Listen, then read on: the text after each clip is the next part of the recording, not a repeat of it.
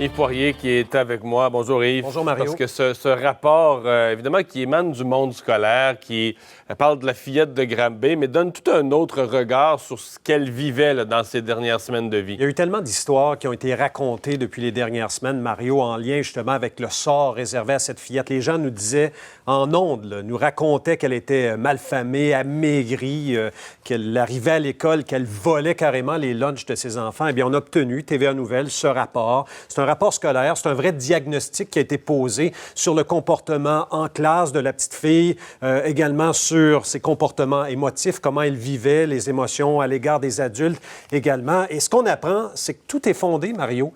Le fait qu'elle volait des lunchs, qu'elle fouillait dans les poubelles. On dit qu'elle fuguait même à l'intérieur de sa propre école. On se souvient du témoignage même d'un voisin qui nous racontait qu'en pleine nuit, je pense que c'est la veille ou quelques heures avant son décès, qu'elle avait fui la résidence familiale, mais elle faisait même des fugues à l'interne. Alors, tout ce qui est raconté par des gens depuis à peu près un mois est fondé. Là, il y a plusieurs réactions ce matin, notamment celle du ministre de l'Éducation, Jean-François Roberge, qui est allé nous dire tantôt à Québec qu'il y a des signaux d'alarme qui ont été faits. Et c'est vrai. Si on se fie à l'école, à la commission scolaire, c'est vrai, Mario, que ce rapport-là a été du moins remis aux parents, parce que les parents, on les a informés, parce qu'on voulait mettre la petite dans une classe spécialisée. On voulait lui offrir notamment l'école à temps partiel. On voulait aussi... on a évalué l'école à la maison. On a évalué l'école à la maison. Mais ce qui est curieux, c'est que... Ça a été refusé par les parents. Oui, mais ce qui est curieux, c'est que les parents ont refusé ces options-là et ont choisi l'option de ne plus l'envoyer à l'école. Mais moi, je pensais que ça m'échappe totalement. J'ai toujours pensé que cette option-là n'existait pas, moi, que pour les enfants en bas de 16 ans, on vit dans un Québec où il y a la loi sur l'instruction publique prévoit la fréquentation obligatoire de l'école jusqu'à 16 ans.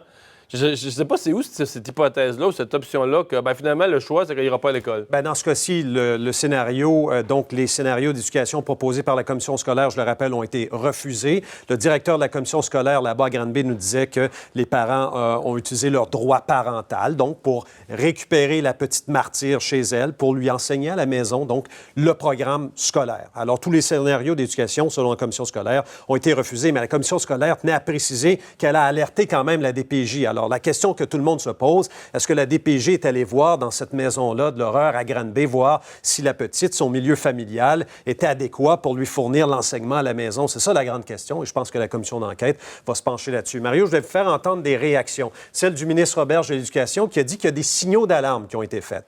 Mais peut-être que les pompiers ne sont pas intervenus à temps. Ça, c'est l'expression du ministre et je fais entendre Mme Risky également. Quand j'ai vu cette petite fille-là, vulnérable, abandonnée, qui volait des lunchs pour se nourrir, c'est terrible. Là. Moi, je suis père de 2 petites filles. Je réagis comme tout le monde. Là. C'est touchant, puis en même temps, c'est triste. Puis moi, je pense que ça nous appelle surtout à s'assurer que ça n'arrive plus jamais. L'école était devenue le dernier refuge pour cette jeune fille. Cette fillette n'était pas éduquée à la maison, elle était abusée à la maison. Ma position n'a pas changé. Dès lors qu'il y a des signalements qui sont faits à partir de l'école, on ne peut pas après ça remettre l'enfant à faire de l'éducation à la maison.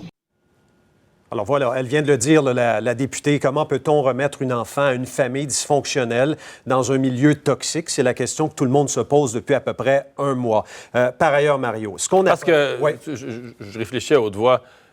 On devrait peut-être avoir le raisonnement inverse. C'est-à-dire que si on est l'école puis on s'inquiète de ce qui se passe à la maison, on devrait insister pour qu'elle vienne à l'école tous les jours parce qu'au moins, ça garde un lien où on sait un peu ce qui se passe, on peut vérifier des choses, on peut prendre des nouvelles d'elle. Là. Et parce que c'est son milieu peut-être le plus sécuritaire, effectivement. Probablement. Et l'autre question que tout le monde se pose, comment se fait-il qu'elle était toujours en compagnie de son père biologique et de sa belle-mère qui sont aujourd'hui accusés de séquestration? Et soit dit en passant, il réclame leur remise en liberté et ça va se dérouler jeudi.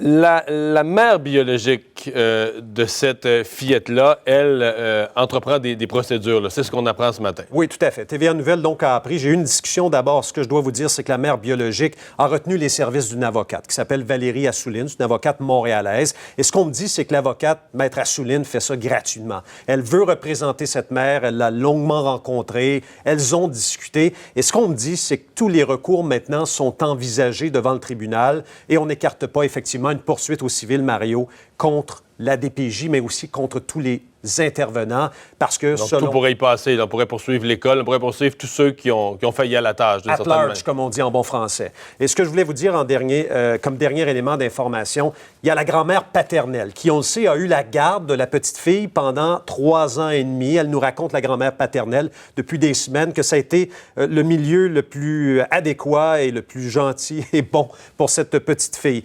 Eh bien, il y a un autre enfant de la mère biologique qui, lui, est en famille d'accueil depuis presque sa naissance. Et là, on va entreprendre des démarches à la fin juin, dès le 20 juin, devant le tribunal de la jeunesse à Granby, pour récupérer le petit frère de la petite martyre. Et là-dessus, j'ai rencontré la grand-mère et voici ce qu'elle avait à dire à ce sujet. On veut que cet enfant-là nous revienne, qu'elle puisse être dans les bras de sa maman. Il a besoin de sa maman, cet enfant-là. Il a été retiré de sa maman quand il avait 5 mois. La maman, elle a 2 autres petites filles, puis qui sont très heureuses d'être avec leur maman. Puis elle aimerait tellement ça, arriver, puis pouvoir serrer son petit gars dans ses bras.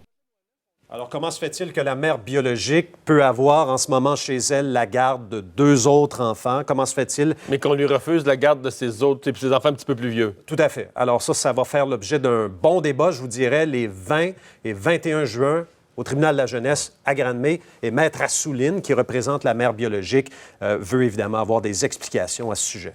C'est quand même compliqué, leur affaire. C'est une situation familiale... Assez dysfonctionnelle, mais...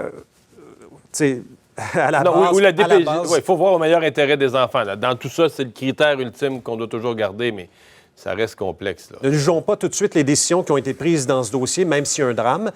Toutefois, je pense que Mme Laurent a du pain sur la planche. Soyons francs. Merci, Yves. Merci à vous.